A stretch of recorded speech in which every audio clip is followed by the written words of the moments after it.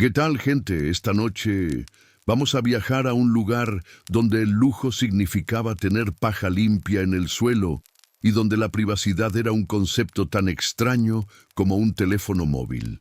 Nos adentramos en el corazón oscuro y húmedo de la Edad Media para conocer a algunos de los reyes más peculiares de la historia.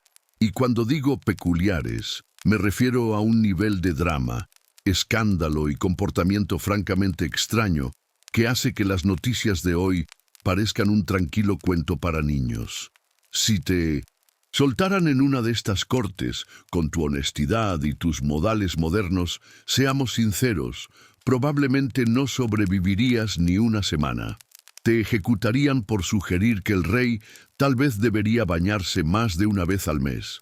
Entonces, antes de acomodarte, dale a me gusta y suscríbete. Pero solo si realmente te gusta lo que hago aquí. Y como siempre, déjame un comentario diciendo desde qué ciudad y a qué hora estás escuchando. Me encanta ver hasta dónde llegan estas historias. Ahora, apaga las luces, tal vez enciende un ventilador para ese sonido de fondo suave, y vamos a comenzar nuestro viaje de hoy. Estás de pie en la oscuridad casi total de un pasillo de castillo. El aire es espeso, pesado. Puedes saborear la humedad en tu lengua, un sabor a piedra mojada y a algo más antiguo como tierra y musgo. El silencio no es realmente silencio. Es una colección de pequeños sonidos que la noche medieval intenta ocultar. Escuchas el crepitar lejano de una antorcha en un soporte de hierro, su llama luchando contra las corrientes de aire que se cuelan por cada grieta de esta fortaleza. El viento silba a través de una aspillera, una delgada ranura en el muro de piedra, diseñada para que un arquero dispare, no para tu comodidad. Suena como un lamento bajo y constante. Tus pies descalzos sienten el frío implacable de las losas de piedra. No importa cuántas capas de ropa lleves, este frío es un tipo diferente de frío. No viene de fuera, parece emanar de las propias piedras, un frío que se ha acumulado durante siglos y que se filtra en tus huesos. Das un paso, y el sonido de tu propio movimiento parece una explosión en la quietud. Te detienes, conteniendo la respiración. ¿Alguien te ha oído? La paranoia aquí no es una enfermedad, es una herramienta de supervivencia. Cada sombra parece alargarse y retorcerse, adoptando formas humanas. Cada susurro del viento podría ser una palabra, una amenaza. El olor es lo siguiente que te golpea. Es una mezcla compleja y abrumadora. Hay un aroma dominante de humo de leña que se aferra a todo, desde las cortinas hasta tu propia ropa. Debajo de eso está el olor de las hierbas secas esparcidas por el suelo. Se supone que deben enmascarar otros olores, pero en realidad solo se suman al popurrí. Hueles el sudor rancio, el vino derramado, la grasa de la cena de hace horas y un leve pero inconfundible hedor que viene de la letrina del castillo, conocida elegantemente como el garderobe. Básicamente, un asiento de piedra sobre un agujero que da al exterior del muro. Es ecológico, supongo, si no te importa quién o qué está debajo. La vida en el castillo durante el día es un caos organizado, pero por la noche se transforma. El gran salón, donde hace apenas unas horas el señor del castillo, su familia y docenas de sirvientes y soldados comían, reían y bebían, ahora es un mar de cuerpos durmientes. Este es un hecho histórico bien conocido. El gran salón era el centro de la vida del castillo, un espacio multifuncional donde se celebraban banquetes, se impartía justicia y por la noche se convertía en un dormitorio comunal. Si no eras de la realeza o un invitado de muy alto rango, tu cama era probablemente una bolsa de paja en el suelo, compartida con el calor corporal de varias otras personas, y casi con toda seguridad algunas pulgas. Acogedor. Caminas con cuidado, tratando de no pisar a un caballero roncando o a un perro del castillo que se ha acurrucado junto a las brasas moribundas del hogar.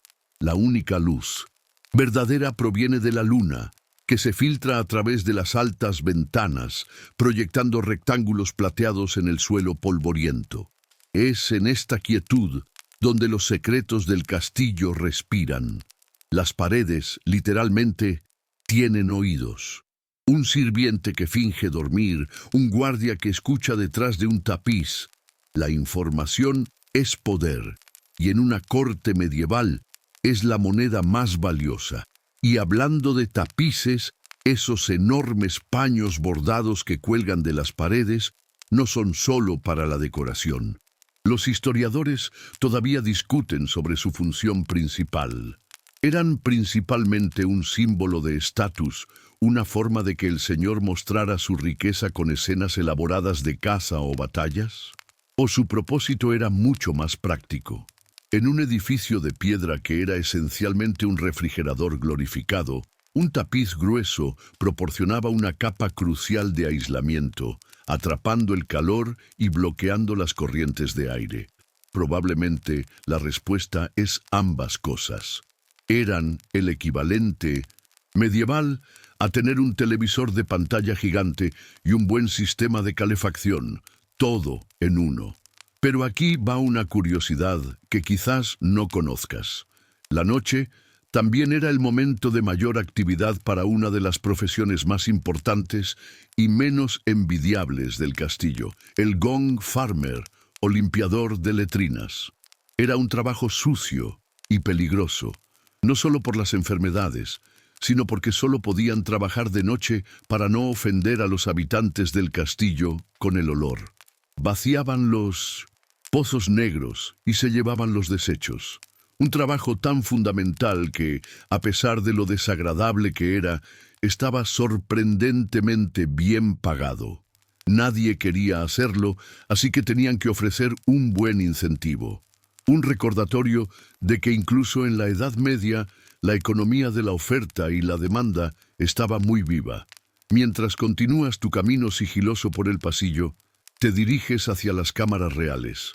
Aquí, el frío es un poco menos intenso.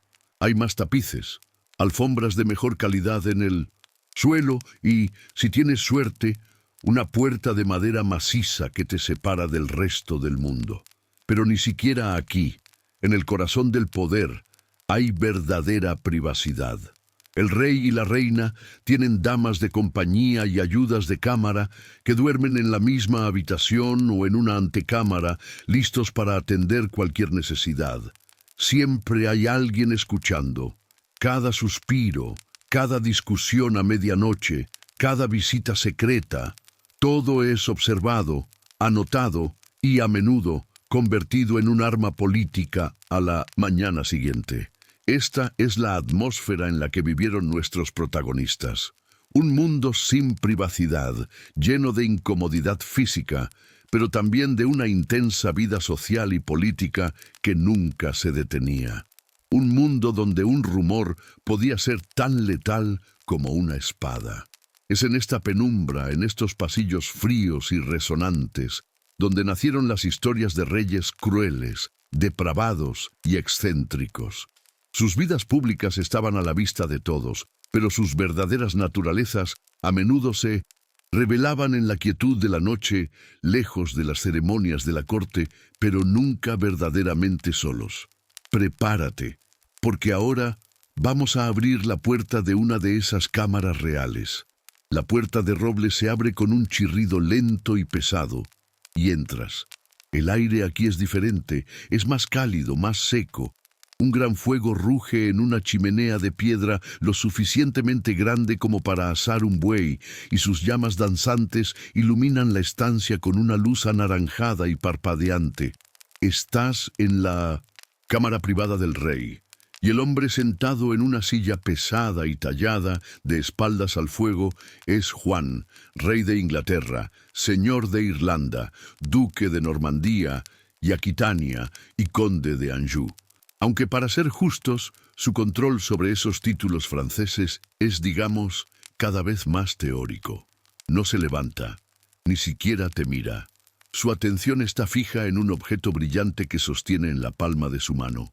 Un rubí del tamaño de un huevo de paloma, que gira lentamente, capturando la luz del en fuego.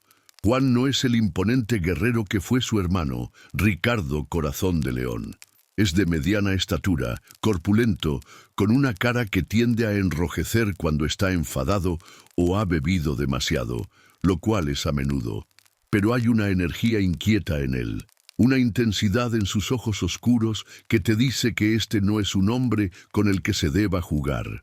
Su reputación le precede, un tapiz tejido con hilos de crueldad, avaricia y una lujuria insaciable. Empecemos por la avaricia, porque es el motor de casi todo lo que hace. Juan es un genio administrativo y un contable obsesivo. A diferencia de otros reyes que dejaban las finanzas a sus tesoreros, Juan examina personalmente los registros. Conoce cada deuda, cada impuesto, cada fuente de ingresos, y siempre está inventando nuevas formas de conseguir más. Impuestos sobre la herencia, multas exorbitantes por ofensas menores, tasas por casar a tus hijas. Es el rey de la letra pequeña, el maestro medieval de los cargos ocultos. Es como si cada mañana se despertara pensando, ¿a quién puedo facturarle algo hoy? Esta obsesión por el dinero está directamente relacionada con el hecho histórico que define su reinado, la desastrosa pérdida de Normandía en 1204. Su padre, Enrique II, y su hermano, Ricardo, habían forjado un vasto imperio en Francia, pero Juan, a través de una mezcla de mala suerte y errores estratégicos, lo perdió casi todo frente al astuto rey francés, Felipe Augusto. Desde entonces, toda su política, toda su opresión fiscal, ha estado dirigida a un único objetivo: reunir un tesoro de guerra lo suficientemente grande como para lanzar una campaña masiva y recuperar sus tierras ancestrales. Es una herida en su orgullo que nunca ha sanado y está haciendo que todo el reino pague por ella. Luego está su amor por el lujo. Mira a tu alrededor. Las paredes están cubiertas de tapices, sí, pero los suyos son de Flandes, los más caros. Bebe vino importado de Gascuña en copas de plata dorada. Su ropa es de terciopelo y seda, teñida con pigmentos raros y bordeada de pieles. A diferencia del ideal de rey marcial y austero, Juan ama la comodidad. Es famoso por sus baños frecuentes. Para los estándares de la época, claro, no te emociones. Y por usar albornoces lujosos. Y su pasión por las joyas es legendaria. Esa es una curiosidad poco conocida sobre él. No solo las usaba, las coleccionaba. Los registros de su tesoro son increíblemente detallados, listando gemas, coronas y objetos de oro. De hecho, era tan apegado a su tesoro que viajaba con él a todas partes, una caravana de carros cargados con la riqueza de Inglaterra. Esto llevó a uno de los mayores desastres de relaciones públicas de la historia real. En 1216, mientras cruzaba un estuario llamado The Wash, juzgó mal la marea y toda la caravana, incluyendo, según la leyenda, las joyas de la corona originales. Fue engullida por las arenas movedizas y el agua. Se perdió todo. Imagina tener que explicarle eso a tu consejo. Bueno, verán, el tesoro nacional se lo comió un pantano. Un mal día en la oficina, sin duda. Finalmente está su temperamento. Las crónicas de la época, escritas principalmente por monjes que no eran precisamente sus mayores fans, lo describen teniendo ataques de ira tan intensos que eran casi cómicos en su furia. Se dice que rodaba por el suelo, mordiéndose los dedos y masticando la paja como un animal rabioso. Si un mensajero le traía malas noticias, era más probable que el mensajero recibiera un puñetazo a que el rey escuchara con calma. Esta ira impredecible mantenía a toda la corte en un estado de ansiedad constante.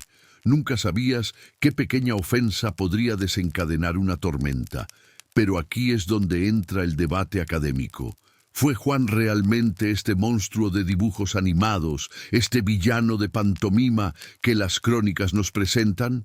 ¿O fue víctima de una campaña de desprestigio muy exitosa.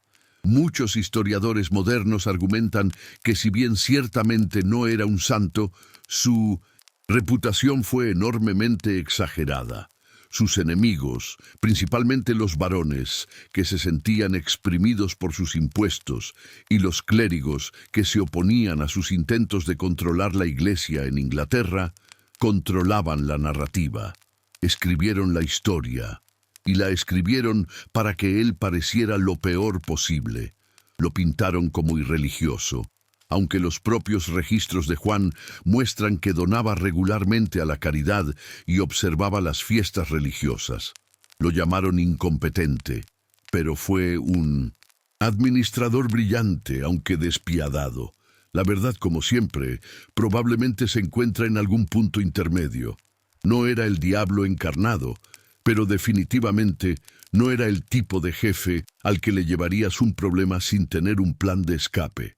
Juan finalmente levanta la vista del rubí y sus ojos se posan en ti, aunque parece mirar a través de ti hacia algo que solo él puede ver. Hay una amargura en su expresión, la de un hombre que siente que el mundo entero está en su contra. Su familia, sus varones, el Papa, el rey de Francia, y quizás no se equivoca del todo. Pero en lugar de buscar aliados, su respuesta es apretar más fuerte, exigir más, confiar menos. Esta noche, sin embargo, su mente no está en la guerra ni en los impuestos. Está en placeres más cercanos, más personales, porque la lujuria y la crueldad a menudo van de la mano, y los susurros en la corte de Juan no solo hablan de su avaricia, sino de apetitos mucho más oscuros y personales que involucran a las familias de los mismos hombres que se supone que deben serle leales. Y esos son los secretos que realmente pueden derribar a un rey. El rey Juan deja el rubí sobre una mesa cubierta de mapas y pergaminos. Se mueve con una sorprendente falta de gracia para un rey, arrastrando un poco los pies sobre las alfombras. Te das cuenta de que no es la guerra ni la política lo que ocupa su mente esta noche. Es algo mucho más personal. Los susurros que has oído en los pasillos no son solo sobre dinero, son sobre sangre y sobre honor. El feudalismo, el sistema sobre el que se construye todo este mundo, es un contrato. Los varones le ofrecen al rey lealtad, servicio militar y dinero. A cambio, el rey ofrece protección, justicia y sobre todo respeto a sus derechos y a su propiedad. Pero Juan, en su arrogancia, parece ver este contrato como una calle de un solo sentido. Cree que puede tomar lo que quiera, y últimamente, lo que quiere son las esposas e hijas de sus nobles. Este es el hecho histórico que los cronistas de la época, como Roger de Wendover y Mateo de París, no se cansaron de repetir. Escribieron explícitamente que la rebelión de los varones no fue solo por los impuestos, sino porque el rey avergonzaba a sus esposas y seducía a sus hijas. Imagina la escena. Eres un varón poderoso, has luchado por el rey, has financiado sus guerras y has gobernado tus tierras en su nombre. Y cuando visitas la corte, tienes que observar cómo la mirada del rey se posa en tu esposa durante el banquete. Tienes que soportar sus bromas inapropiadas, sus invitaciones para que ella se una a su círculo privado. Negarse es ofender al rey, lo que podría costarte tus tierras o incluso tu vida. Aceptar es sacrificar el honor de tu familia, la cosa más preciada para un noble. Es una trampa imposible, y Juan parece disfrutarla. No es solo lujuria, es una demostración de poder. Es una forma de humillar a sus súbditos más orgullosos y recordarles quién manda. Francamente, es una pésima estrategia de gestión. Podías exprimir a un varón hasta dejarlo casi seco, pero insultar a su esposa era cruzar una línea que ni la lealtad feudal podía perdonar. Pero los susurros van más allá del adulterio forzado. Hablan de una crueldad mucho más fría y calculada. Hablan de lo que le pasó a su sobrino, Arturo de Bretaña. Esta es una de las manchas más oscuras y misteriosas de su reinado. Arturo era un niño, pero tenía una reclamación al trono de Inglaterra tan legítima, si no más, que la de Juan. Después de una breve guerra, Juan capturó a Arturo en 1202. El joven príncipe fue encarcelado y, sencillamente, desapareció de la faz de la tierra. Nunca más se le volvió a ver. Nadie sabe con certeza qué ocurrió, pero todos en la corte susurran la misma historia, una que probablemente es cierta. Juan, en un ataque de ira o en un cálculo despiadado, ordenó su muerte. Algunas versiones dicen que lo mató con sus propias manos durante una borrachera en su castillo de Rouen, atando una piedra al cuerpo del joven y arrojándolo al río Sena. Es el tipo de secreto a voces que hiela la sangre. Un rey que asesina a su propia familia. Fue el equivalente medieval a que alguien desapareciera, enviado a una granja en el campo de la que nunca regresaría. Este acto cimentó su reputación de hombre sin piedad y le costó el apoyo de muchos nobles en sus territorios franceses, acelerando la pérdida de su imperio. Aquí, de nuevo, los historiadores debaten. ¿Son estas historias de depravación, sexual y asesinato familiar la verdad literal o son la propaganda definitiva? Los varones necesitaban una justificación para su rebelión, una que fuera más allá del sórdido asunto del dinero. Acusar al rey de tiranía era una cosa, pero acusarlo de ser un depredador sexual y un asesino de niños era mucho más poderoso. Apelaba al honor, a la moral y a la religión. Hacía que su rebelión no pareciera una traición, sino un acto justo y necesario. Es posible que exageraran casos aislados o que incluso inventaran algunos por completo. La verdad es que probablemente nunca lo sabremos con certeza. Los registros son demasiado parciales, escritos por los enemigos acérrimos de Juan. Lo que sí sabemos es que Juan era profundamente paranoico. Y para ser justos, tenía motivos para serlo. Pasó gran parte de su reinado luchando contra conspiraciones, tanto reales como imaginarias. Esta paranoia lo llevó a cometer actos de una crueldad verdaderamente espectacular.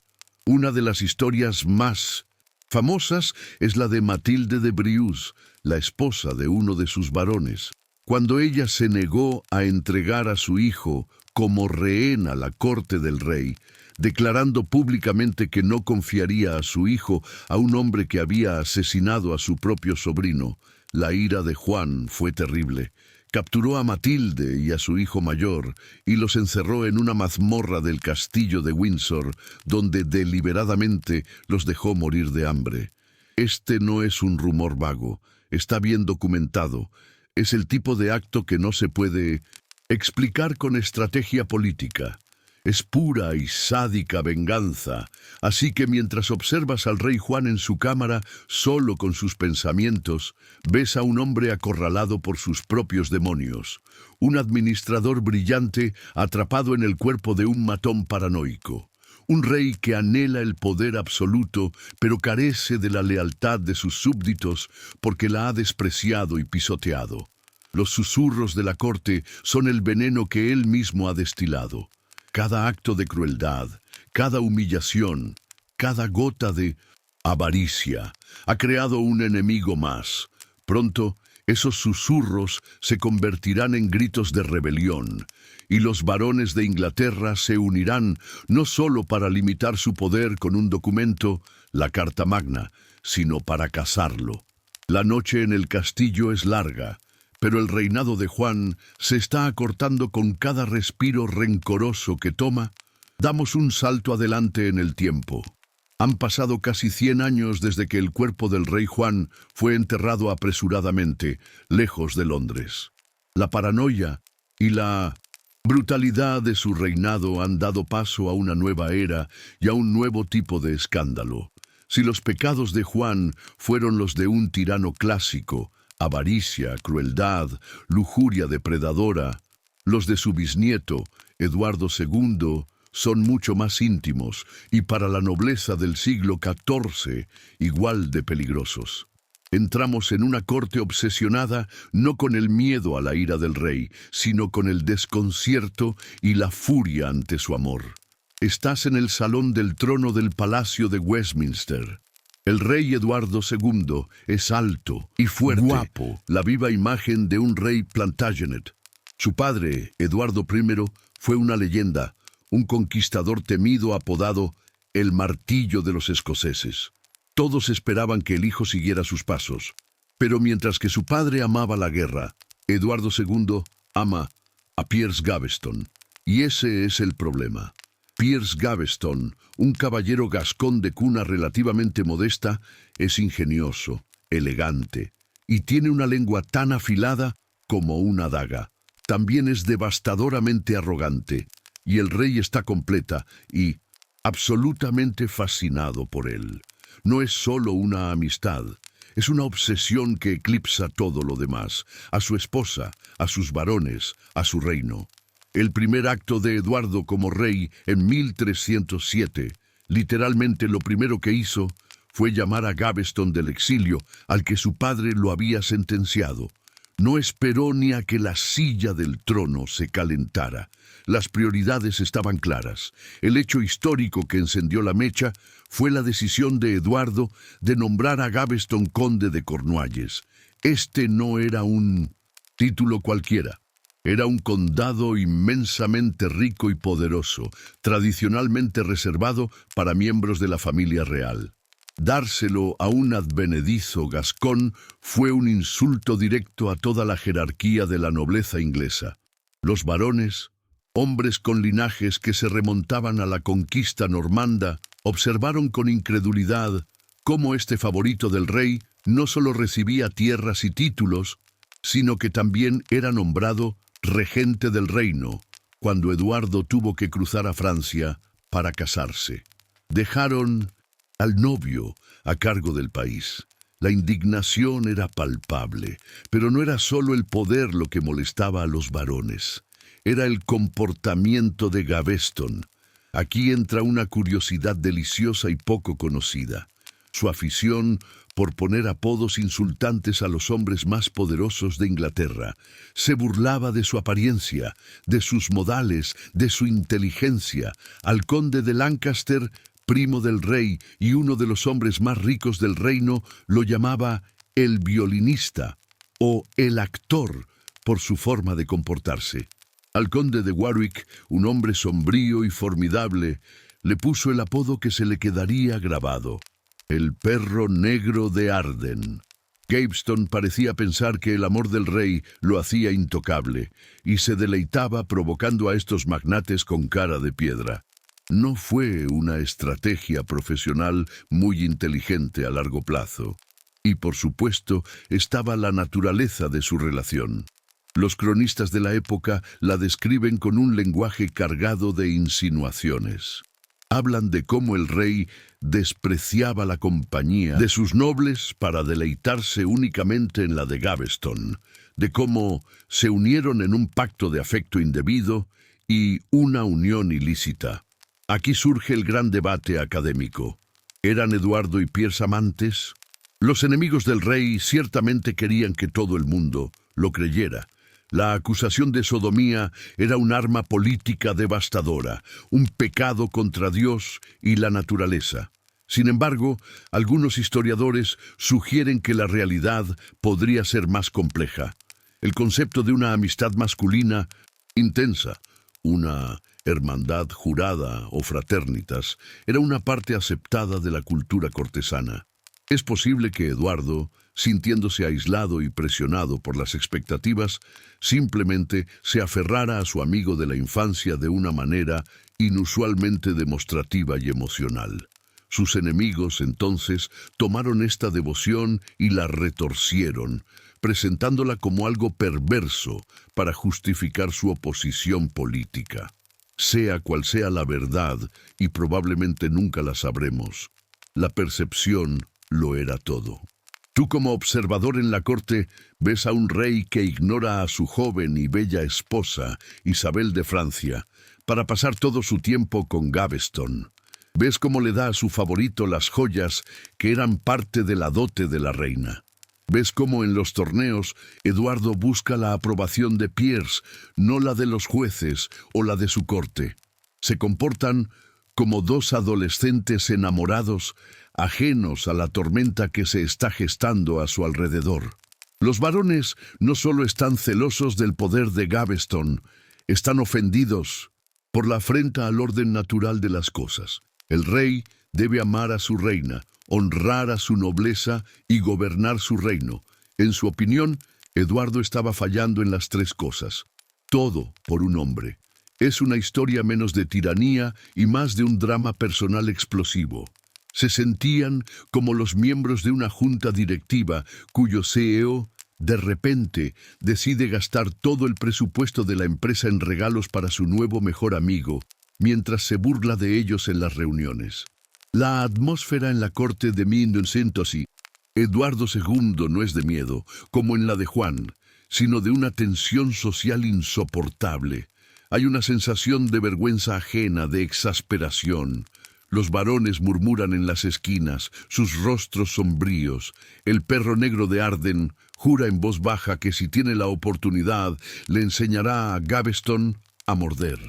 La relación del rey con su favorito no es solo un capricho personal, se está convirtiendo en una crisis constitucional. Ha fracturado la corte y ha unido a los enemigos del rey de una manera que ni siquiera los impuestos de Juan lograron hacer tan rápidamente. El amor, o lo que sea que fuera, que une a Eduardo y Piers, resultará ser tan destructivo como el odio de cualquier tirano. Y el destino de Gaveston, sellado por su propia arrogancia, será el primer acto de una tragedia mucho más grande que acabará consumiendo al propio rey. La tormenta que Eduardo y Piers habían ignorado finalmente estalla. La nobleza inglesa, unida en su indignación, hace algo sin precedentes. Liderados por el primo del rey, el poderoso Tomás de Lancaster, un grupo de magnates conocidos como los señores ordenadores, le imponen al rey un conjunto de reglas, las ordenanzas de 1311. Este es un hecho histórico fundamental. No era una simple petición, era un ultimátum. Las ordenanzas buscaban reformar el gobierno, limitar los gastos del rey y, sobre todo, exigían el exilio perpetuo de Piers Gaveston. Era, en esencia, la queja de recursos humanos más agresiva de la historia, presentada por hombres que llevaban espadas a las reuniones. Eduardo, atrapado, acepta a regañadientes y destierra a su amigo por tercera vez. Pero no puede soportarlo. Su afecto, u obsesión, es más fuerte que su sentido político. En menos de un año, desafiando directamente a los varones más poderosos del reino, vuelve a llamar a Gaveston. Este acto de desafío es la gota que colma el vaso. Los varones, sintiéndose traicionados y ridiculizados, deciden que la política ha fracasado. Pasan a la acción militar. Lo que sigue es una persecución por el norte de Inglaterra. Gaveston, capturado en el castillo de Scarborough, se rinde al conde de Pembroke, bajo la promesa de que su vida será perdonada. Pero la promesa de un varón significaba poco para otro. Aquí ocurre una traición que revela la ferocidad del odio hacia Gaveston. Mientras Pembroke está ausente, el conde de Warwick, el perro negro de Arden, el hombre al que Gaveston había ridiculizado sin piedad, secuestra al prisionero. El perro negro ha llegado a morder, se dice que comentó Warwick. Llevan a Gaveston a las tierras del conde de Lancaster, donde es sometido a un juicio improvisado y sumario. Es una farsa de justicia, su destino ya está sellado. Lo declaran traidor y lo llevan a una colina cercana llamada Blacklow Hill.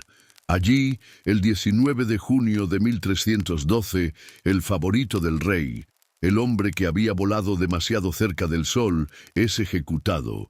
Unos dicen que fue decapitado, otros que fue atravesado con una espada. Los detalles son confusos, pero el resultado es claro. Los varones habían asesinado al amado del rey. La noticia destroza a Eduardo. Su dolor se convierte en una furia fría y un deseo de venganza que envenenará el resto de su reinado. Durante años, la corte se divide en facciones, con una guerra civil latente que finalmente estalla. Eduardo, sorprendentemente, logra reunir apoyo y derrota a los varones en la batalla de Boroughbridge en 1322. Captura a su primo, Tomás de Lancaster, y le devuelve el favor. Lo somete a un juicio igualmente falso y lo ejecuta. Parecía que Eduardo finalmente había vengado a Gaveston y consolidado su poder. Pero el daño ya estaba hecho. Eduardo había perdido el respeto de muchos, y su dolor lo había vuelto errático y paranoico.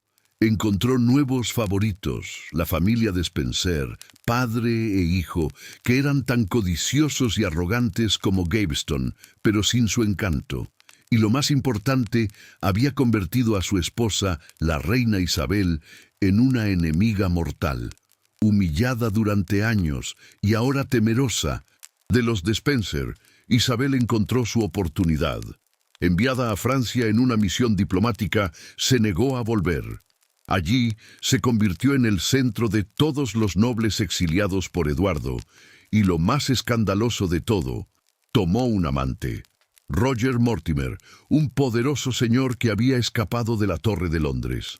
Juntos, Isabel y Mortimer lanzaron una invasión a Inglaterra en 1326.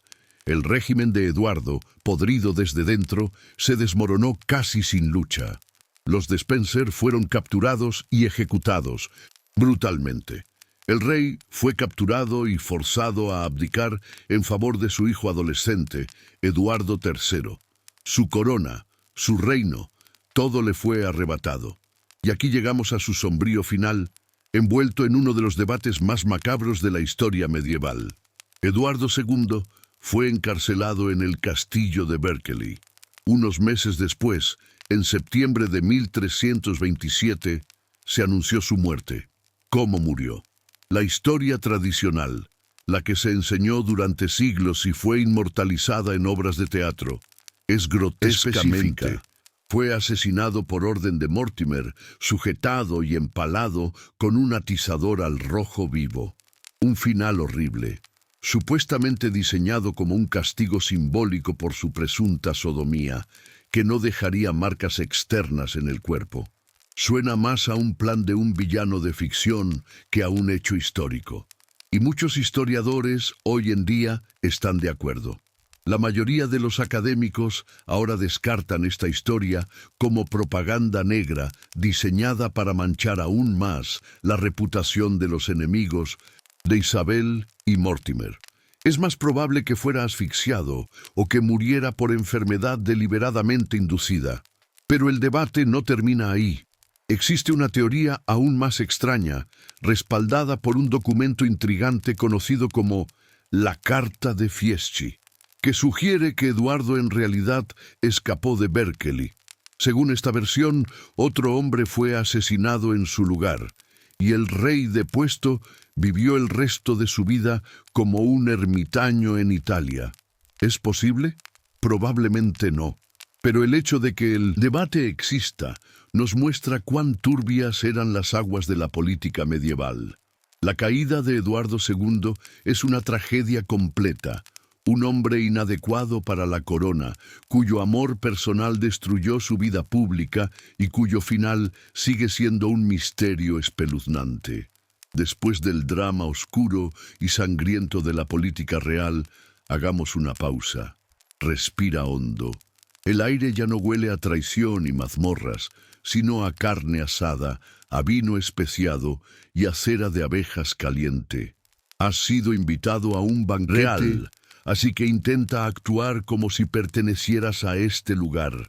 La escena ante ti es una sobrecarga sensorial, un caos de color, sonido y olor. Estás en el gran salón, el mismo tipo de espacio que viste en nuestra primera noche, pero ahora está vibrando de vida. Cientos de personas están sentadas en largas mesas de caballetes. La jerarquía lo es todo. Cuanto más cerca te sientes de la mesa principal, elevada en una plataforma, más importante eres. Si estás al final de la sala, cerca de las puertas, prácticamente estás en la zona de los niños, comiendo lo que sobra. No hay tenedores. Este es un hecho histórico conocido.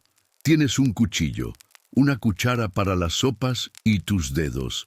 Se espera que te laves las manos en cuencos que los sirvientes pasan antes de la comida, pero después de eso es un asunto bastante práctico. Comer con las manos y un cuchillo hace que cada comida sea una aventura y un riesgo laboral menor. El ruido es ensordecedor.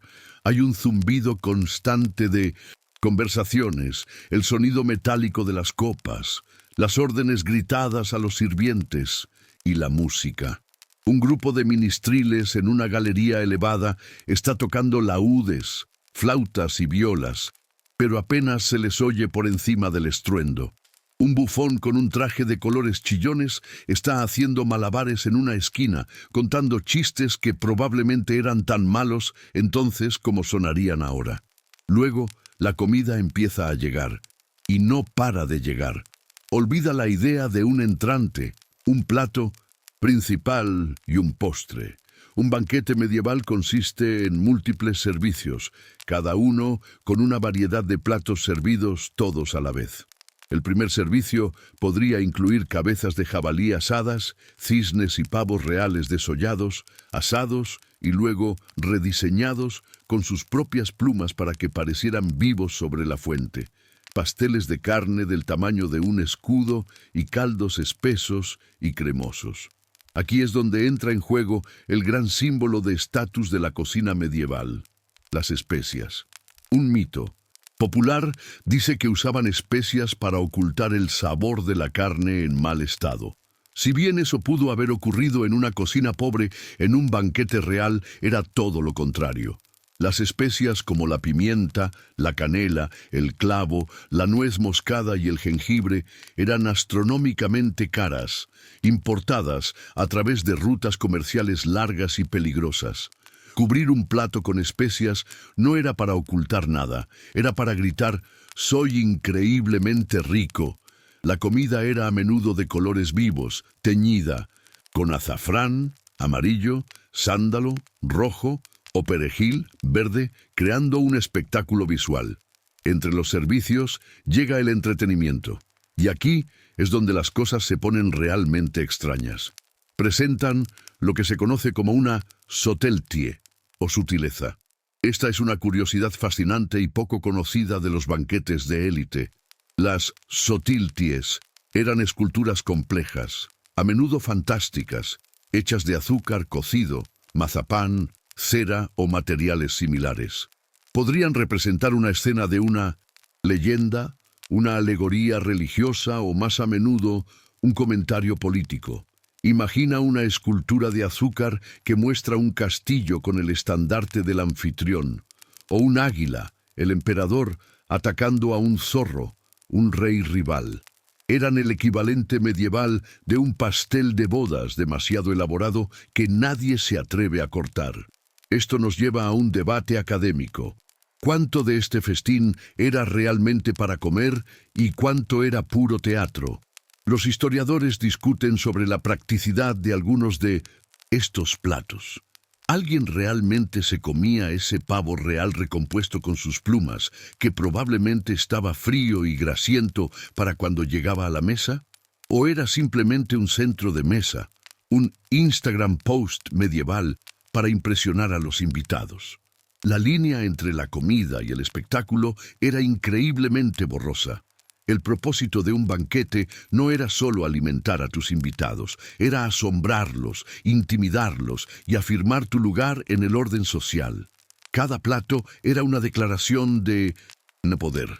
A medida que avanza la noche y se consume más y más vino especiado, conocido como hipocrás, la etiqueta se relaja. Las conversaciones se vuelven más ruidosas, las risas más estridentes. Los perros de caza deambulan bajo las mesas, buscando restos de comida. Los huesos y otros desechos simplemente se tiran al suelo, cubierto de juncos, para ser barridos más tarde. El ambiente se vuelve denso con el calor de los cuerpos. el humo de las antorchas y el olor a vino derramado. Es en esta atmósfera caótica y sensual donde se forjan alianzas y se siembran enemistades. Una palabra equivocada a un noble borracho, un cumplido demasiado familiar a la esposa de otro, y podrías encontrarte en un duelo al amanecer. Este no es solo una cena, es un campo de batalla social, y tienes que navegar por él con cuidado, incluso mientras disfrutas del espectáculo del exceso real. La noche es joven, y aún quedan 3 servicios más por llegar. Dejamos el bullicio del banquete inglés y cruzamos el canal hacia Francia. El aire aquí se siente diferente, cargado de una tensión más sofisticada, quizás más teatral. Estamos a finales del siglo XIV, en la corte del rey Carlos VI, un monarca conocido al principio de su reinado como el Bien Amado.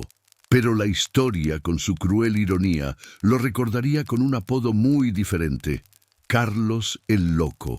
Su historia no es de tiranía calculada o de favoritismo escandaloso, sino una tragedia mucho más desconcertante, la de una mente real que se desmorona. En el verano de 1392, el rey lidera una expedición militar a través del bosque de Le Mans. Hace un calor sofocante. El rey, que se recupera de una fiebre, cabalga bajo el sol abrasador. De repente, un paje somnoliento deja caer su lanza, que golpea ruidosamente el casco de otro soldado. El sonido metálico y agudo rompe el silencio del bosque. Para una mente sana, es un simple accidente. Para la mente febril y frágil de Carlos, es el detonante de una catástrofe. Este es el hecho histórico que lo cambió todo.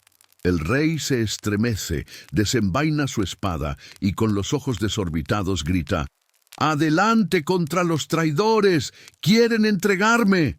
Se lanza al galope, no contra un enemigo, sino contra sus propios hombres, su escolta personal, sus caballeros más leales. El pánico se apodera de ellos. No pueden atacar al rey. Es el rey. Pero tampoco pueden dejar que los mate. Durante casi una hora, Carlos, en un estado de furia psicótica, ataca a todo el que se cruza en su camino, matando a varios caballeros antes de que su propio chambelán logre finalmente derribarlo de su caballo. Cae al suelo y entra en coma. Cuando despierta días después, está físicamente recuperado, pero mentalmente algo se ha roto para siempre. Este fue su primer episodio y marcó el comienzo de décadas de intermitente locura. A veces, Carlos era el mismo, lúcido, amable, el bien amado. Otras veces, se sumía en delirios aterradores y extraños. Olvidaba su propio nombre, no reconocía a su esposa ni a sus... Corría gritando por los pasillos de su palacio, el Hotel Saint Paul, hasta la extenuación. Y aquí llegamos a una de las curiosidades más extrañas de su enfermedad: la ilusión de cristal. Durante algunos de sus peores episodios, Carlos estaba convencido de que estaba hecho de vidrio. Vivía con un miedo constante a romperse. Se negaba a que la gente se acercara demasiado, por si lo tropezaban. Según algunos relatos, llegó a tener varillas de hierro cosidas en su ropa para proteger su frágil cuerpo de cualquier impacto accidental. Imagina el desafío para sus cuidadores. ¿Cómo consuelas a un rey que cree que un abrazo podría hacerlo añicos? El debate académico sobre su condición continúa hasta hoy. ¿Qué le pasaba exactamente a Carlos VI? Los cronistas de la época, como el famoso Jean Froissart, describieron sus síntomas con detalle, pero sin el lenguaje de la medicina moderna. Basándose en estos textos, los expertos han propuesto todo tipo de diagnósticos retrospectivos: esquizofrenia paranoide, trastorno bipolar con fases psicóticas, encefalitis viral o incluso una enfermedad metabólica como la porfiria. Nunca lo sabremos con certeza, pero el misterio solo añade una capa de patetismo a su historia. La corte, desesperada por animar al rey durante sus periodos de melancolía, organizaba todo tipo de distracciones. Una de ellas conduciría al desastre más infame de su reinado, el Bal des Ardents, o el Baile de los Ardientes, en enero de 1393. Para celebrar boda en la corte, a alguien se le ocurrió la brillante y terrible idea de que el rey y 5 de sus jóvenes amigos nobles se disfrazaran de hombres salvajes. Se vistieron con trajes de lino ajustados, que fueron cubiertos de brea o resina pegajosa y luego recubiertos de plumas y estopa para que parecieran peludos. Estaban encadenados unos a otros y entraron en la fiesta saltando y aullando como lobos. El plan, supongo, era ser el alma de la fiesta. La única regla era que nadie con una antorcha encendida podía entrar en la sala, por razones que deberían haber sido dolorosamente obvias. Pero el hermano del rey, Luis de Orleans, llegó tarde con su séquito, borrachos y, por supuesto, llevando antorchas. Curiosos por saber quiénes eran los hombres disfrazados, se acercaron demasiado. Una chispa saltó. En un instante, los 6 hombres se convirtieron en 6 antorchas humanas. El salón se llenó de gritos de agonía y del olor a carne quemada. Carlos se salvó solo porque su duquesa de Berry lo reconoció. Corrió hacia él y lo cubrió con su voluminosa falda, apagando las llamas. De los otros 5, 4 murieron en los días siguientes por las quemaduras. El incidente horrorizó a toda Europa y solo sirvió para cimentar la idea de que la corte francesa estaba maldita, liderada por un rey cuya locura ponía en peligro a todos a su alrededor. El horror del baile de los ardientes fue un presagio de la oscuridad que se cernía sobre Francia. Con un rey que podía pasar de ser un gobernante competente a un hombre aterrorizado que creía estar hecho de cristal sin previo aviso, el gobierno del reino se convirtió en un juego precario y peligroso. Estás ahora en el corazón de esa incertidumbre, en una corte que aprendió a funcionar en un perpetuo estado de crisis. La vida diaria en el Hotel Saint Paul es una montaña rusa de emociones. Un día, el rey está lúcido, preside el consejo, dicta cartas, recibe a los embajadores con claridad y gracia. En esos días, una ola de alivio recorre la corte. La gente se apresura a resolver asuntos, a conseguir su firma en los decretos, a aprovechar la ventana de normalidad. Pero todos saben que es temporal. Luego, sin previo aviso, la nube vuelve a descender. El rey se niega a bañarse o a cambiarse de ropa durante meses, se enfurece sin motivo o simplemente se sienta en silencio sin reconocer a nadie. Durante estos períodos, el poder se desvanece de sus manos y queda a la deriva. Este vacío de poder es el hecho histórico que define esta era. Y como la naturaleza aborrece el vacío, las facciones políticas se apresuraron a llenarlo. La corte se dividió en 2 bandos encarnizados que luchaban por controlar al rey y a través de él, el reino. Por un lado estaban los borgoñones, liderados por el ambicioso tío de Carlos, Felipe el Atrevido, y más tarde por su hijo, Juan sin Miedo. Por otro lado estaban los Armagnacs, centrados alrededor del hermano menor del rey, el apuesto y disoluto Luis de Orleans. La rivalidad entre estos 2 hombres, Juan y Luis, no era solo política, era profundamente personal y venenosa. Se convirtió en una guerra civil en toda regla que desgarraría a Francia durante décadas. Una lucha tan salvaje que hizo que la amenaza externa de los ingleses en la Guerra de los 100 años pareciera casi secundaria. De hecho, esta lucha interna francesa fue lo que permitió a los ingleses obtener victorias tan aplastantes como la de Agincourt. Los nobles franceses estaban demasiado ocupados apuñalándose por la espalda para presentar un frente unido. En medio de este caos, la vida personal del rey continúa de forma extraña. Durante sus momentos de lucidez, era consciente de su propia enfermedad, lo que le causaba una profunda angustia y depresión. En un intento de calmar su mente atormentada, sus cuidadores buscaban constantemente nuevas formas de distracción. Y aquí encontramos una curiosidad encantadora y poco conocida: la introducción de las cartas de jugar en la corte.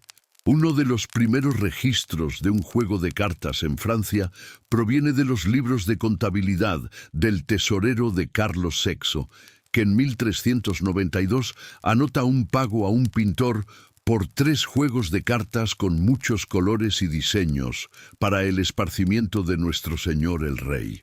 Se cree que estos juegos silenciosos y estructurados se introdujeron como una forma de terapia ocupacional, una diversión tranquila que no sobrecargaría su frágil estado mental. Fue probablemente mucho más útil que los tratamientos médicos de la época, que consistían principalmente en sangrías, purgas y oraciones.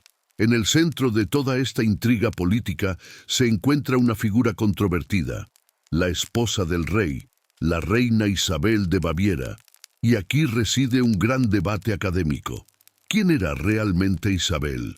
Fue una víctima, una reina trágica que cuidó devotamente a su marido enfermo mientras intentaba desesperadamente mantener unido un reino que se desmoronaba y proteger a sus 12 hijos. ¿O fue una jugadora política astuta y sin escrúpulos?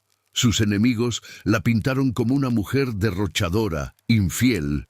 Los rumores la vinculaban con su cuñado, Luis de Orleans, y en última instancia, una traidora. Su acto más infame fue firmar el Tratado de Troyes en 1420, un acuerdo que desheredaba a su propio hijo, el delfín Carlos, y nombraba a Enrique V de Inglaterra como heredero al trono francés. Fue un acto de traición desesperada para poner fin a la guerra civil, o la jugada final de una mujer que había renunciado a su propia sangre por poder. Los historiadores todavía discuten acaloradamente sobre su carácter y sus motivaciones. Tú, como observador en esta corte, aprendes a leer el ambiente. Aprendes a saber quién está en el poder esa semana por la ropa que visten los cortesanos y los susurros en los pasillos. Navegas por un laberinto de lealtades cambiantes, donde jurar lealtad al duque de Borgoña por la mañana podría ser una sentencia de muerte por la tarde si el duque de Orleans gana el favor del rey. Es como trabajar en una empresa donde el CEO sufre de un caso extremo de personalidad múltiple, y cada personalidad tiene un equipo directivo diferente y hostil. El reino de Francia no está siendo gobernado, está siendo gestionado día a día, sobreviviendo a la espera del próximo momento de lucidez o del próximo ataque de locura de su rey roto. Dejamos la corte de un rey roto para centrarnos en uno de los hombres que brilló con más fuerza en el campo de batalla de esa misma Francia. Fracturada. Su nombre es Gilles de Rais, y al principio su historia suena como la de un héroe de leyenda. Eres un joven en la Francia de 1420, y este hombre es una superestrella. Es inmensamente rico, descendiente de una de las familias más nobles de Bretaña y Anjou. Es valiente, culto y sobre todo es un héroe de guerra. Este es el hecho histórico que define su imagen pública. Gilles de Rais luchó valientemente junto a Juana de Arco. Estuvo a su lado en el momento más crucial de la guerra de los 100 años, el levantamiento del asedio de Orleans. Estuvo con ella en la victoriosa campaña del Loira y en la coronación del delfín Carlos como rey Carlos VII en Reims. Por sus servicios, a la temprana edad de 25 años, fue nombrado mariscal de Francia, el más alto honor militar del país. Imagina el prestigio. Es un héroe nacional, la encarnación del coraje y la lealtad caballeresca en una época que necesitaba desesperadamente héroes. Cuando la guerra entra en una de sus pausas y la carrera militar de Gilles se ralentiza, se retira a sus vastas posesiones, principalmente al imponente castillo de Tiffauges. Y es aquí, lejos del campo de batalla, donde su historia comienza a tomar un giro extraño. Gilles no se contenta con una vida tranquila de señor feudal. Necesita el espectáculo, la grandeza. Su vida se convierte en una obra de arte desmesurada. Mantiene un séquito tan grande y lujoso como el del propio rey, con una capilla personal que cuenta con un coro de niños aclamado en toda Francia, al que viste con trajes escandalosamente caros. Su mayor extravagancia y una curiosidad histórica que revela mucho sobre su psique fue su incursión en el teatro. Insatisfecho con su gloria pasada, decidió recrearla. Escribió, produjo y financió una obra de teatro monumental llamada El asedio de Orleans. No era una producción pequeña, duraba 6 horas, empleaba a más de 500 actores y extras y requería vestuarios increíblemente elaborados. La estrenó en Orleans con toda la ofreciendo comida y bebida gratis a todos los asistentes durante días. Fue un éxito artístico, pero un desastre financiero catastrófico. Es el equivalente medieval a que un multimillonario decida financiar su propia película biográfica y se asegure de que sea la película más cara jamás hecha. Este gasto descontrolado comenzó a devorar su colosal fortuna. Para solucionar sus crecientes problemas de dinero, Gilles se volcó en una búsqueda desesperada: la alquimia. En la Edad Media, la línea entre la ciencia y la magia era borrosa. Gilles llenó sus castillos de alquimistas, sabios y charlatanes de toda Europa, con la esperanza de descubrir la piedra filosofal para convertir el plomo en oro. Se construyeron laboratorios, se compraron textos antiguos y extraños, y se realizaron experimentos secretos noche y día. Y es aquí donde surge un debate histórico.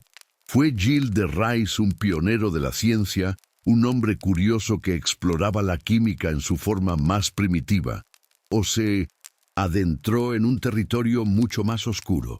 Sus acusadores más tarde afirmarían que su búsqueda de oro rápidamente se convirtió en hechicería y demonología. Afirmaban que, frustrado por el fracaso de la alquimia, buscó un pacto con el diablo, creyendo que demonios como Varrón podrían otorgarle conocimiento, poder y una riqueza ilimitada. Si eres un noble rico en apuros, tus opciones no son declararte en bancarrota. Al parecer, son invocar a un demonio. Mientras tanto, en las tierras que rodean sus muchos castillos, empiezan a circular rumores inquietantes, rumores que no tienen nada que ver con sus gastos o sus extraños pasatiempos. Los campesinos empiezan a susurrar sobre niños, niños y niñas que desaparecen, jóvenes que son vistos por última vez cerca de una de las residencias del mariscal y de los que nunca más se vuelve a saber. Al principio son solo eso, susurros. ¿Quién se atrevería a acusar abiertamente a un hombre tan poderoso, un héroe de Francia? Pero los susurros crecen, se hacen más fuertes, alimentados por el miedo y por el creciente número de familias desconsoladas. La brillante armadura del héroe de Orleans está empezando a oxidarse, y por debajo, una oscuridad inimaginable está a punto de salir a la luz. La caída de un hombre de tal altura será tan espectacular como aterradora. La red se cierra en torno a Gilles de Rais, no por los niños desaparecidos, al menos no al principio, sino por una disputa más mundana. En un acto de arrogancia, secuestra a un clérigo durante una disputa por tierras. Este es un error fatal. Atacar a un miembro de la Iglesia le da a sus enemigos, principalmente al astuto duque de Bretaña, Jean Guinto, y al obispo de Nantes, la excusa perfecta para actuar.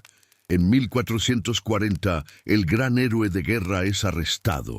Estás en la sala del tribunal en Nantes. El juicio es un espectáculo en 2 actos. Por un lado, tienes el tribunal eclesiástico, que lo acusa de herejía, brujería y de invocar demonios. Ser acusado de herejía en el siglo XV es una señal inequívoca de que tu semana está a punto de empeorar considerablemente.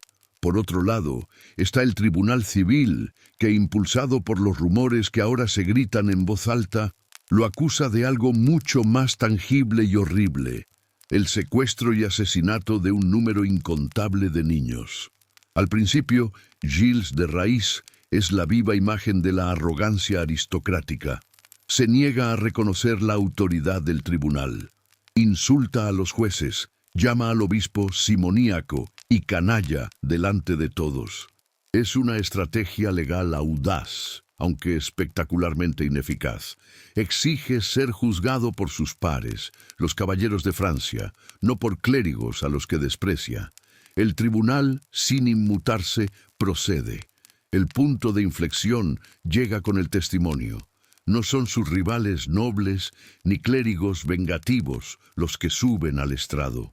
Son los miembros de su círculo más íntimo, sus sirvientes más cercanos, sus guardaespaldas, los hombres que dirigían sus laboratorios de alquimia. Uno por uno, suben y cuentan historias que dejan a la sala en un silencio sepulcral. Con detalles escalofriantes, describen cómo durante años niños y niñas eran atraídos a los castillos de su señor con promesas de comida o trabajo. Describen actos de una crueldad tan metódica y depravada que desafían la comprensión humana. Las acusaciones son de una naturaleza tan terrible que no las detallaremos aquí, pero basta decir que convirtieron al héroe de Francia en un monstruo a los ojos de todos los presentes. Tras días de este testimonio abrumador, algo en Gilles se rompe. El tribunal amenaza con la excomunión y la tortura, pero no está claro si llegaron a aplicarla. De repente, su arrogancia se desvanece y es reemplazada por una sorprendente muestra de remordimiento. Pide que los testigos sean traídos de nuevo y, en un giro dramático, no solo confirma sus historias, sino que él mismo confiesa todo en una declaración pública y llorosa. Se arrodilla, pide perdón a Dios y a los padres de sus víctimas. El héroe se ha convertido en el penitente, y su confesión pública sella su destino. Es declarado culpable por ambos tribunales y condenado a morir en la horca y en la hoguera. Y aquí es donde reside el gran debate histórico que perdura hasta hoy. ¿Fue Gilles de Rais realmente el monstruo que confesó ser? ¿O fue la víctima de una de las conspiraciones judiciales más exitosas de la historia? Una escuela de pensamiento argumenta que todo fue una farsa. Señalan que el duque de Bretaña, su principal acusador, se benefició enormemente, confiscando las tierras restantes de Gilles. Sugieren que la confesión fue obtenida bajo la amenaza de una tortura insoportable, una práctica común en la época para asegurar la verdad. Argumentan que los testimonios de los sirvientes fueron coaccionados y que todo el juicio fue una obra de teatro legal para eliminar a un noble poderoso y errático y, de paso, enriquecer a sus enemigos. Cuando hay grandes extensiones de tierra y castillos en juego, la justicia puede parecerse mucho a una excelente oportunidad de negocio. La otra escuela de pensamiento, sin embargo, sostiene que la culpa era real. Argumentan que la evidencia física, aunque escasa, se encontraron restos humanos en uno de sus castillos, y la consistencia en el testimonio de múltiples testigos son difíciles de descartar. Sobre todo, señalan la naturaleza de su confesión. No fue un simple sí o no. Fue un arrebato emocional, público y detallado, que muchos contemporáneos consideraron genuino. Este es el Gilles de Rais que pasó a la leyenda. El noble rico y sádico que se cree fue la inspiración histórica para el cuento de hadas de Barba Azul. Nunca sabremos la verdad absoluta. Los documentos son ambiguos, las motivaciones turbias. Pero mientras observas a Gilles de Rais ser conducido a su ejecución, ves la complejidad de la justicia medieval. Ves a un hombre que era sin duda un héroe en el campo de batalla, pero en la oscuridad de sus castillos, ya fuera por locura, por maldad una o por las maquinaciones de sus enemigos, se convirtió en el protagonista de una historia de terror tan oscura que todavía hoy nos inquieta. Dejamos atrás los horrores góticos de Francia y nos dirigimos al sur, a través de los Pirineos, hacia el sol duro y la tierra polvorienta de la Castilla del siglo XIV. El ambiente aquí es diferente. Menos intrigas susurradas en pasillos sombríos y más violencia abierta a la luz del día. Aquí conocemos a un rey cuyo apodo lo dice todo. Pedro I de Dun. Castilla conocido por sus enemigos y por la historia como Pedro el Cruel. Estás en la corte de Sevilla, en el magnífico Alcázar, un palacio de arcos intrincados y patios fragantes.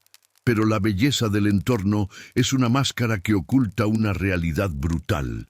El rey Pedro es un hombre joven, alto, de cabello rubio y piel pálida, con una tartamudez apenas perceptible.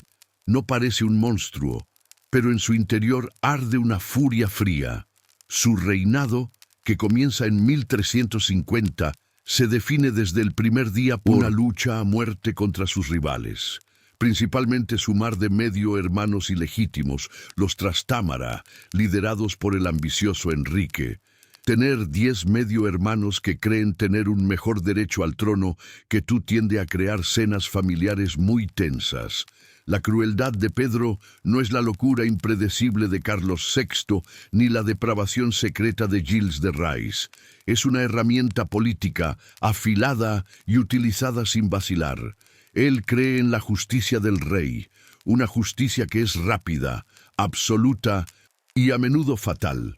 Si un noble conspira contra él, no lo exilia, lo invita a palacio y lo ejecuta, a veces con sus propias manos.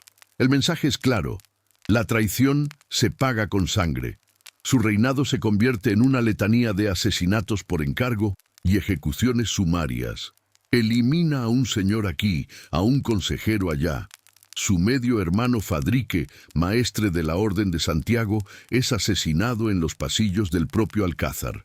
Se dice que Pedro observó la escena desde un balcón.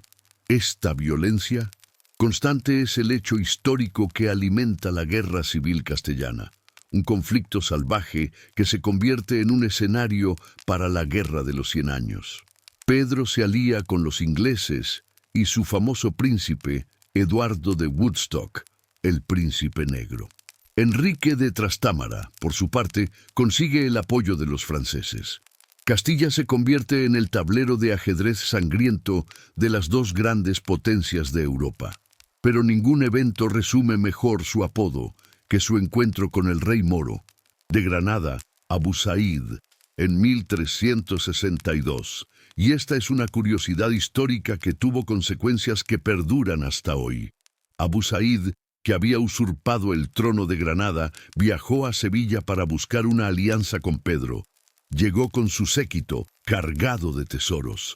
Pedro lo recibió con todos los honores, celebrando un gran banquete. Al día siguiente, los guardias de Pedro apresaron a Abu Said y a sus 37 acompañantes. Los despojaron de sus ropas y sus joyas y los llevaron a un campo a las afueras de la ciudad. Allí fueron ejecutados. Se dice que el propio Pedro mató a Abu Said con una lanza. Una diplomacia, digamos, muy directa. Pero la historia no termina ahí. Entre el botín que Pedro tomó de los cadáveres había una joya espectacular. Un rubí espinela, sin tallar y de un rojo profundo, del tamaño de un huevo de gallina. Un par de años más tarde, cuando el príncipe negro inglés acudió en su ayuda en la guerra, Pedro le pagó por sus servicios con este mismo rubí. Hoy, esa piedra, la que Pedro le quitó al rey que acababa de asesinar, es conocida como el Rubí del Príncipe Negro y ocupa un lugar de honor en el centro de la corona del Estado Imperial Británico.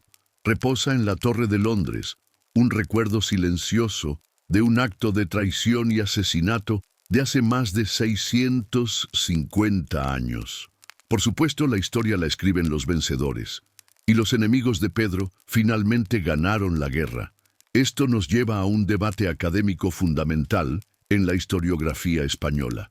¿Fue realmente Pedro el cruel, un tirano sádico que se deleitaba con la sangre? ¿O fue, como sus partidarios afirmaban, Pedro el justiciero? Sus defensores argumentan que sus acciones, aunque extremas, eran una respuesta necesaria a una nobleza traicionera y anárquica que se había acostumbrado a desafiar a la corona. En su opinión, no estaba siendo cruel, estaba imponiendo la ley del rey, la única ley que podía mantener unido al reino. Es el clásico dilema. ¿Dónde termina un liderazgo fuerte y comienza la tiranía? La propaganda de sus enemigos, que lo pintaba como un monstruo aliado de judíos y musulmanes contra la nobleza cristiana, fue increíblemente efectiva y moldeó su imagen para siempre. Mientras caminas por los silenciosos patios del Alcázar, sientes la tensión. Cada sombra podría ocultar a un asesino. Cada invitación a una cena podría ser una trampa. Este es el mundo de Pedro el Cruel, un mundo donde la justicia es indistinguible de la venganza y donde la supervivencia depende de golpear primero. Pero este rey de hielo y acero tenía un punto débil, una obsesión que no era por el poder ni por la guerra, era por una mujer.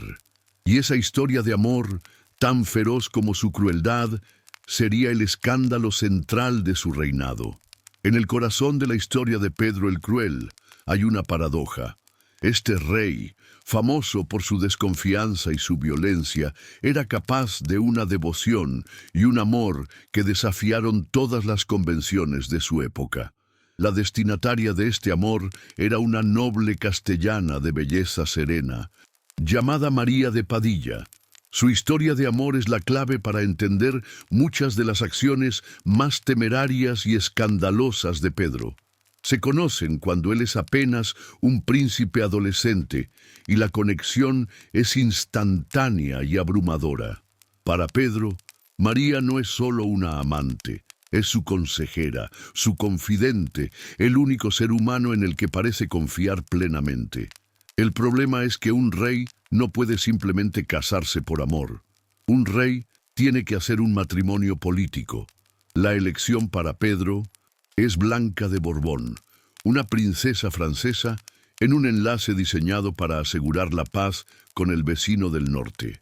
En 1353, Blanca llega a Castilla y la boda se celebra con toda la pompa requerida.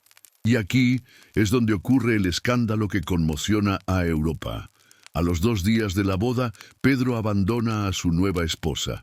Simplemente se va y vuelve directamente a los brazos de María de Padilla. No fue la mejor manera de empezar una alianza internacional. Para Pedro, su matrimonio era una farsa, una formalidad vacía. Su verdadera vida estaba con María.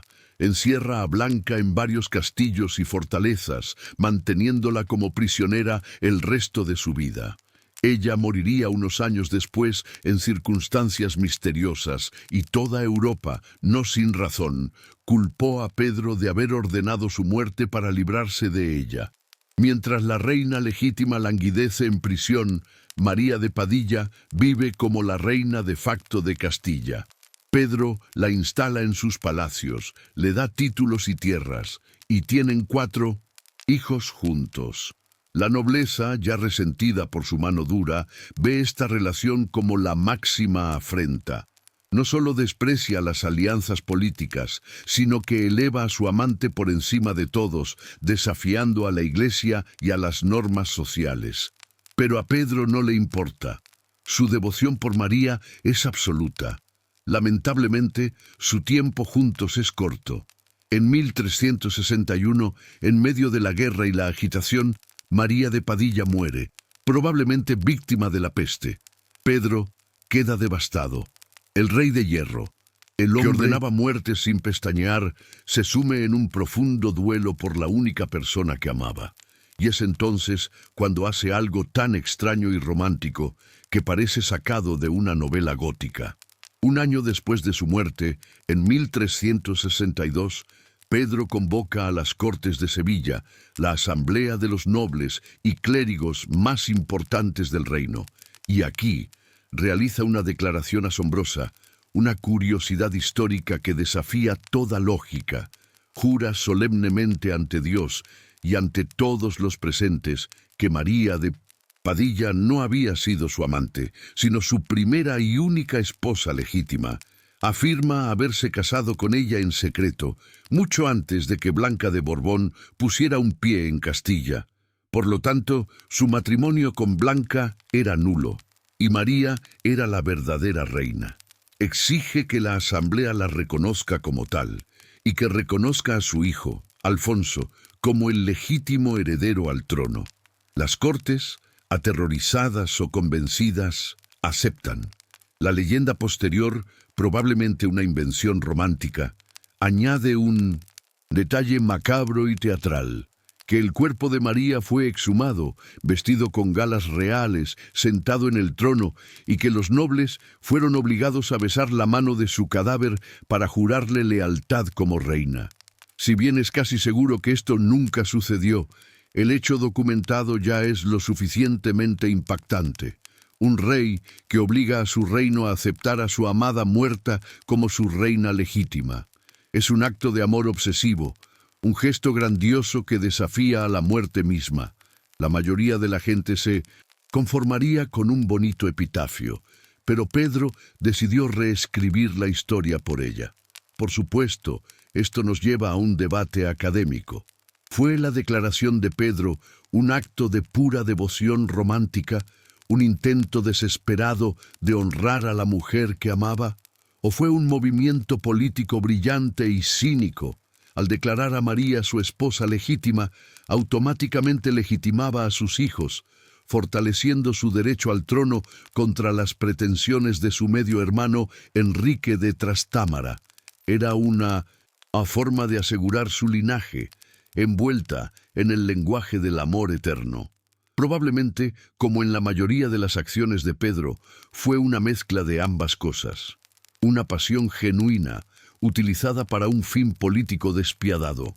La historia de Pedro y María es la prueba de que incluso el rey más cruel puede tener un corazón, aunque uno que late con una intensidad peligrosa.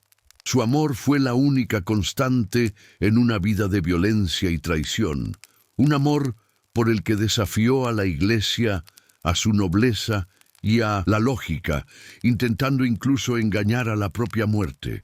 Es un recordatorio de que las motivaciones de estas figuras históricas a menudo son mucho más complejas y apasionadas de lo que sus apodos nos harían creer. La historia de Pedro y María, con su pasión que desafía a la muerte, puede parecer única, pero nace de un caldo de cultivo cultural muy específico. Para entender las intrigas románticas y los escándalos de la Edad Media, tenemos que hacer una pausa y analizar el complejo y a menudo contradictorio código que gobernaba los corazones, o al menos la literatura, de la nobleza.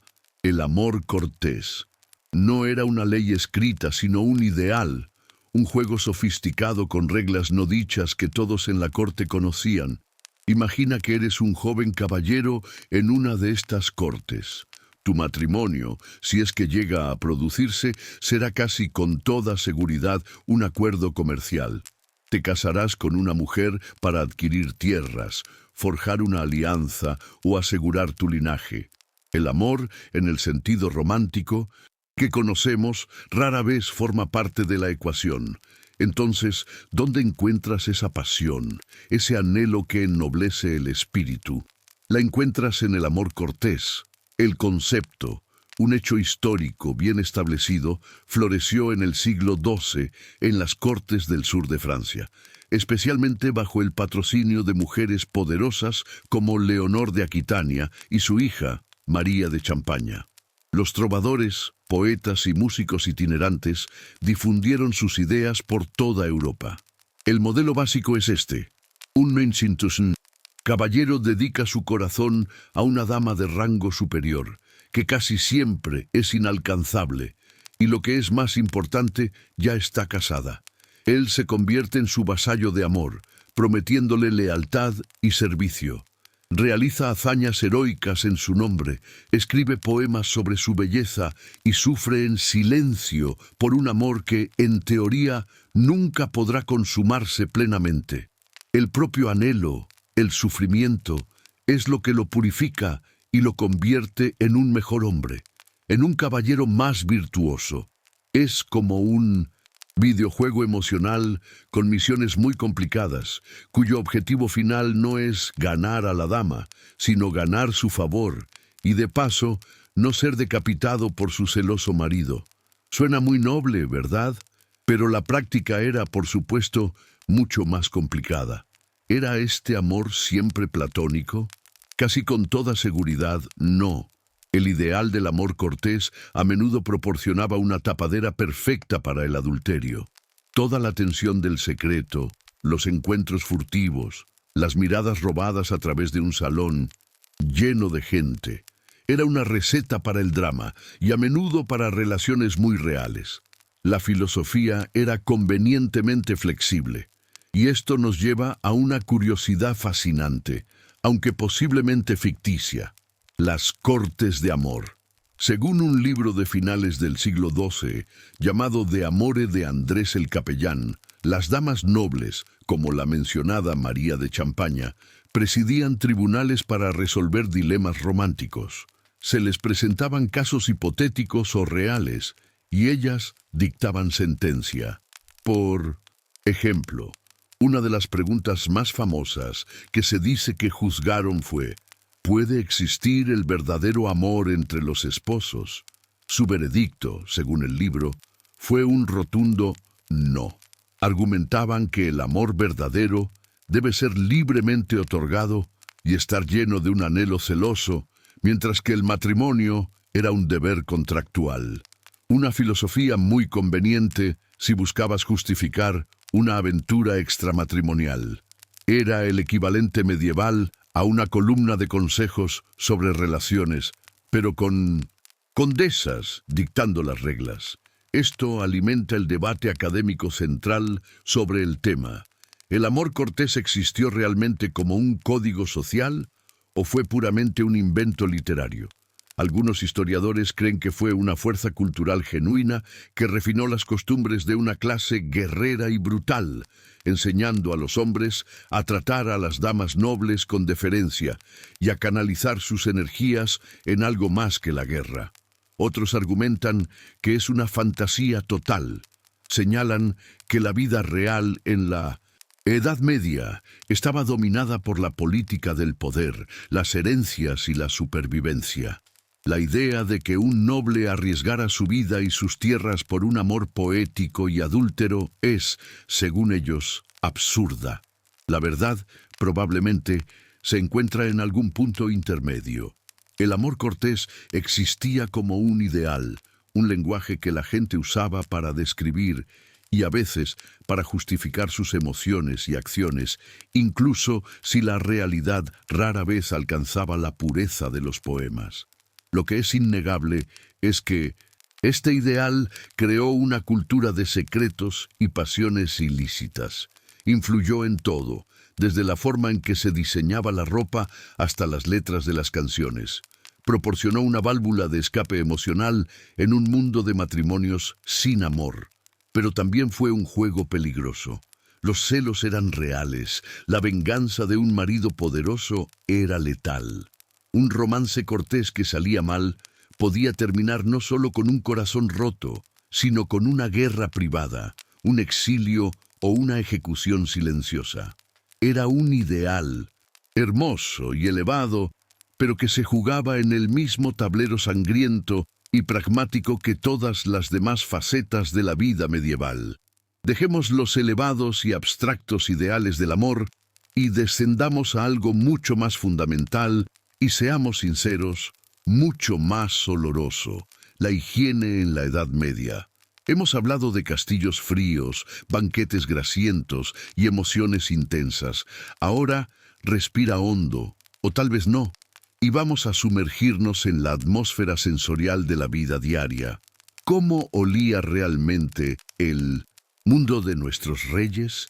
La imagen popular es la de un mundo universalmente sucio, de gente que se bañaba una vez al año, si es que lo hacía. La realidad, como siempre, es más compleja. Es un hecho histórico que el baño no era, ni mucho menos, desconocido. Las ciudades tenían baños públicos y los castillos y casas señoriales a menudo tenían sus propias salas de baño con grandes tinas de madera. Bañarse era una actividad social, un lujo. A menudo te bañabas antes de una gran fiesta o para recibir a un invitado importante. Sin embargo, no era una rutina diaria. El agua tenía que ser transportada y calentada a mano, un proceso laborioso. Además, los moralistas de la Iglesia a menudo fruncían el ceño ante los baños públicos, considerándolos lugares de promiscuidad y pecado, lo cual era una excusa fantástica si simplemente no tenías ganas de bañarte esa semana. Así que, si el baño completo era ocasional, ¿cómo se mantenía la gente limpia? Se centraban en las partes visibles. Lavarse las manos y la cara era una práctica diaria y ritualizada, especialmente antes y después de las comidas. La ropa interior de lino, que la gente adinerada podía permitirse cambiar con frecuencia, actuaba como una barrera que absorbía el sudor y la suciedad, manteniendo las costosas prendas exteriores más limpias. Y para el aliento, masticaban hierbas aromáticas como perejil o clavo. Era mejor que nada, pero probablemente no querrías que un rey medieval te contara un secreto muy de cerca después del almuerzo. Pero la verdadera arma en la guerra contra los malos olores era el perfume, y aquí encontramos una curiosidad fascinante y muy personal: el pomander. Imagina una pequeña esfera de metal, a menudo de plata u oro, intrincadamente perforada. Estaba articulada para poder abrirse y llenarse con una bola de sustancias aromáticas sólidas. Los ingredientes más preciados eran de origen animal: el ámbar gris, una secreción de los cachalotes; el almizcle, de las glándulas del ciervo, almizclero y la civeta. También se usaban especias como clavo, nuez moscada y resinas como el ládano. La gente adinerada llevaba estos pomanders colgados del cinturón o del cuello. Cuando se encontraban en una calle abarrotada o en una habitación mal ventilada, simplemente se llevaban la esfera a la nariz e inhalaban profundamente. Era un ambientador personal y portátil, y una joya de estatus, todo en uno. El equivalente medieval de colgar un pino aromatizante del espejo retrovisor, solo que mucho más elegante. La creencia detrás del pomander no era solo estética. Según la teoría del miasma, que prevaleció durante siglos, se creía que las enfermedades como la peste se propagaban a través de malos aires o vapores nocivos. Un aroma fuerte y agradable, se pensaba, podía purificar el aire que respirabas y protegerte de la enfermedad. Así que tu pomander no solo te hacía oler bien, era tu escudo personal contra la muerte. Esto nos lleva a un debate académico continuo. ¿Qué tan mal olían realmente? La visión tradicional de una Edad Media apestosa y mugrienta ha sido desafiada por historiadores revisionistas. Argumentan que, si bien sus estándares de limpieza eran diferentes a los nuestros, la gente medieval no vivía felizmente en la inmundicia. Valoraban la limpieza dentro de sus posibilidades. Los textos medievales están llenos de consejos sobre cómo mantener el cabello limpio, la piel clara y la ropa fresca. Se quejaban de los malos olores igual que nosotros.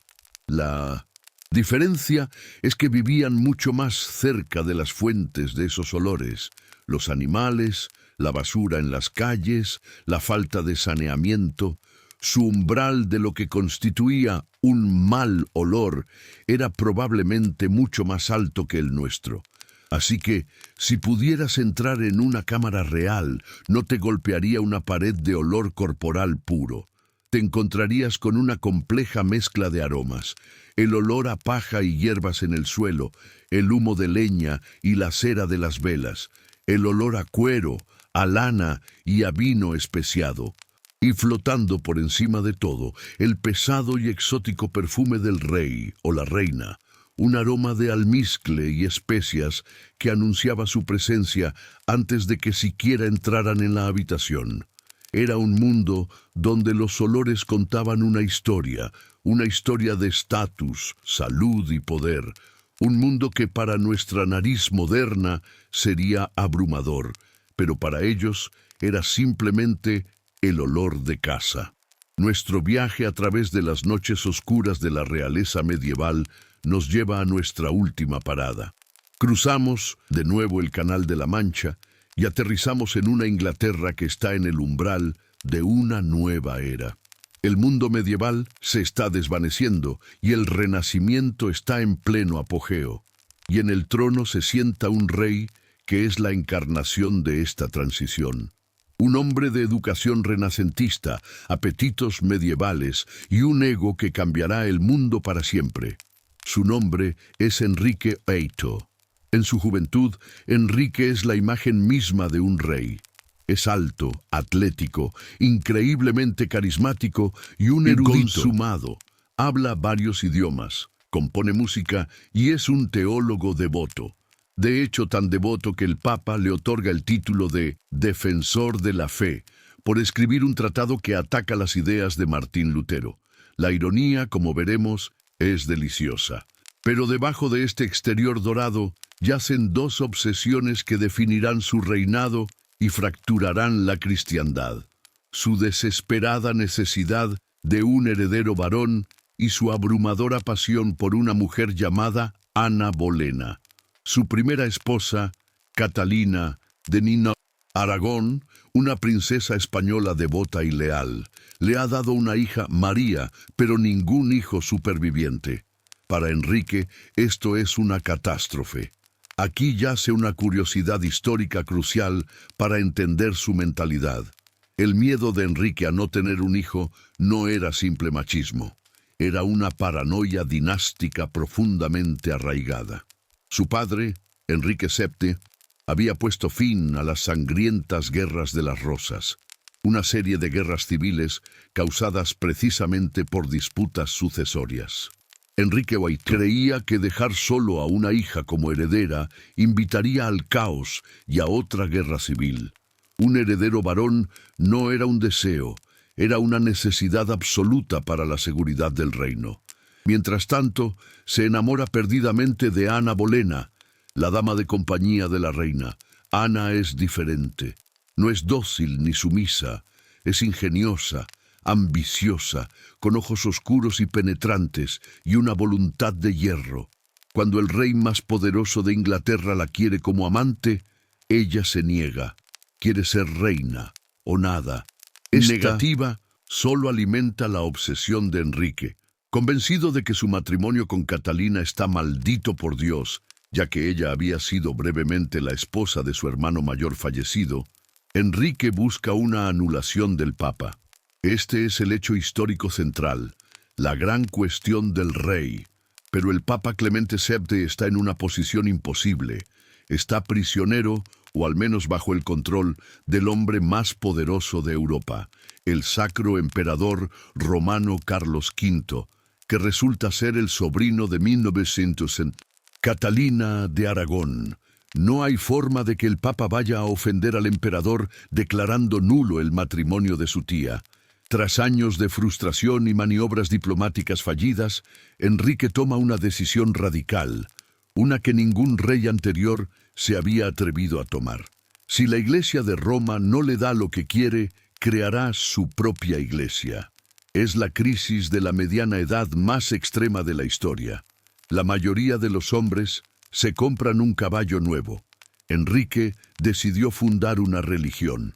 Guiado por ministros astutos como Thomas Cromwell, el Parlamento aprueba una serie de leyes que cortan los lazos con Roma y declaran a Enrique VIII como la cabeza suprema de la Iglesia de Inglaterra.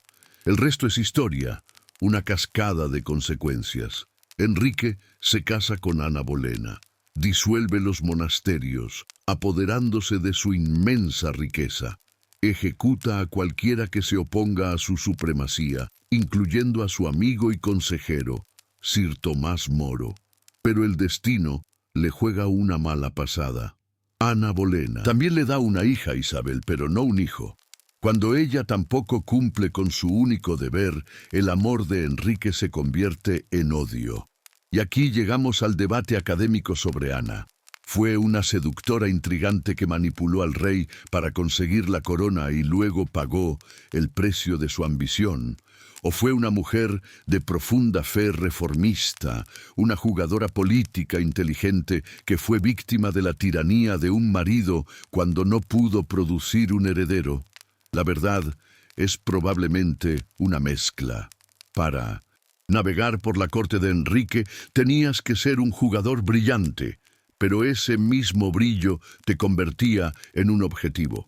Cuando Enrique decidió que ya no la quería, se fabricaron cargos de adulterio, incesto y brujería. Fue ejecutada en la Torre de Londres en 1436.